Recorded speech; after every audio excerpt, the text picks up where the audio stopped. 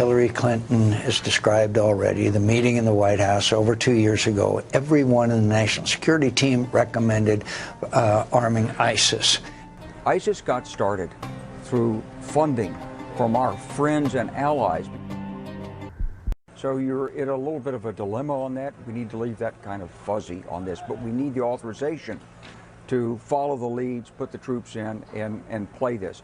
Look, ISIS got started through funding from our friends and allies, because as people will tell you in the region, if you want somebody who will fight to the death against Hezbollah, you don't put out a recruiting poster and say, you know, sign up for us, we're going to make a better world. You go after zealots, and you go after these religious fundamentalists. That's who fights Hezbollah. But General, I'm hearing you on... It's like a Frankenstein. I'm hearing you on keeping Syria fuzzy, but I mean, they've been very clear in wanting to destroy and dismantle ISIS, so that's not fuzzy to me at all. The question would be, if they wipe out ISIS in Syria, which is the goal, then what with Bashar al-Assad? Yeah. There has to be a plan for that phase. Well, some things you can't exactly plan that clearly because you're dealing in the realm of politics.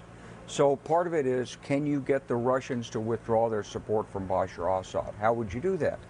Well, you're dealing with the Russians in Ukraine right now, and they're not being helpful. No, they're in fact, not. From Putin's perspective, he probably sees it as the opposite play. He says that because the Americans need us to help on Iran, because they don't have a ground force in Syria, they're actually relying on us. Therefore, we can push Ukraine further, and the Americans won't stop us because they're afraid they'll lose our cooperation elsewhere in the world.